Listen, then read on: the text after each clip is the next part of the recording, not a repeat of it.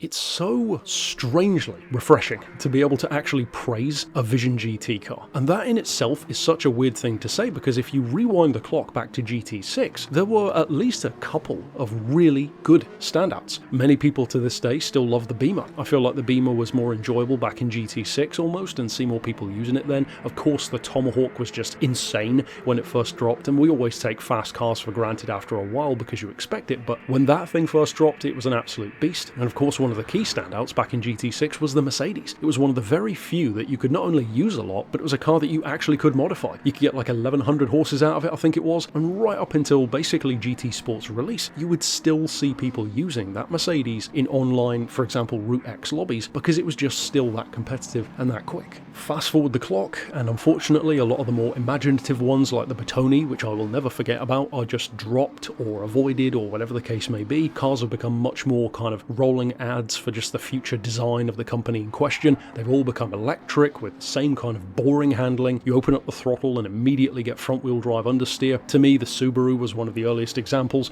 It's one of the main reasons why I don't like the Subaru to this day. And then this one comes along, a Corsa of all things. And it's about as much of a Corsa as a Monaro is a Vauxhall, but they're technically calling it that, so let's just go with it. Like I said on Thursday, it very much gives me like Cyberpunk meets Tigra Ice race car kind of vibes if you put them together, with maybe a little bit of Calibra touring car in there as well, mostly just because of the four-wheel drive. But as you can see here, the maneuverability is fantastic, the cornering is great. You do still have to, of course, watch your throttle control because it's a hugely powerful car. With or without torque vectoring, it's not just going to corner like it's a Tomahawk, so you do have to give it respect. Of course, that's just a part of fast driving, but it really is a car that wants to work with you, which the more I think about it, the more it annoys me, because then you think, well, why didn't they do this with the other ones? You could have easily made the other Vision GTs, either the interpretations of them or just at the manufacturer level. I don't really know why those other ones end up so bad. We have reasons, of course, in terms of not being able to tune them or whatever. We always have the same excuses, but on a fundamental level, so many of those cars feel just flawed immediately. And for whatever reasons, this car doesn't, even though it shares so much in common with many of those cars as well. Incidentally, in terms of its spec, it's 871 points, so pretty high, but not as crazy as some. If you do restrict the power a little bit or add a little bit of ballast, put it on racing hards instead of the standard tyres, which if I recall I think were mediums that it comes on, you can easily enter Vision GT events such as the one here. It makes it so easy, it's such a quick car. In fact, the only gripe I have about this car is the boost system, because it's okay when you use it. I'm not expecting it to be, again, a Red Bull or a Tomahawk, of course not. And it's not even that it runs out quick, it's how long it takes to recharge. It feels very arbitrary. To get back onto the point of the specs though, another thing which people have pointed out is how good the weight is on this car, which is absolutely true. Much like the Volkswagen IDR, this thing must have a tiny battery pack because it weighs 1170 kilos, which these days is pretty remarkable for any electric vehicle, and with 788 horsepower, which is basically the same level as like a Group B rally car in the game with the higher range turbo. Well, those batteries would run out real quick on this car, so of course they are stretching the realism there a little bit. At its core it feels, and I could of course be wrong, but it's always seemed to me like the core of Vision GTs has been about combining like the essence of a certain brand, maybe a combination of their history and looking toward the future, with just pure imagination within the world of a game where rules don't need to apply. And on paper, you could have amazing results from that. And yet what you end up with is something like a Lamborghini, which is one of the key ones that I always go back to, which looks incredible, has massive potential, and is pretty much garbage. And even if they're not actively bad, most of them are kind of underwhelming, and you'll barely ever use them. And they cost about 1 million credits each, which is fine if it's something like a Tomahawk, but if on the other hand, as much as I love Daihatsu, well, if you compare it to that Vision GT, that's just ridiculous that would be 1 million credits. In the case of this one, I will say it's 1 million credits well spent if you're looking for a VGT that you will actually enjoy. Of course, in the grand scheme of things, it's not like you can use these a huge amount compared to many other cars, so to me, this is that kind of car. You don't need it, but you will enjoy it. That's pretty much it for my thoughts on this car. It's not the sort of vehicle that I would talk about for hours and hours. It's just a really solid, very, very well done all-round example of what a Vision GT can be, and remarkably, I wouldn't necessarily say it's one of the more imaginative ones. It has some fun active aero and a decent enough spec sheet for one of these. Nearly 800 horses only feels decent these days, that's how crazy some of these cars are. It's just a really solid choice. It feels like a race car wrapped in a cyberpunk body, and I don't think that's necessarily a bad thing. I would say that here's hoping for the future. It means that Gran Turismo might have a better handle on putting EVs and hybrids into the game and making them actually feel good, but you never know, it is polyphony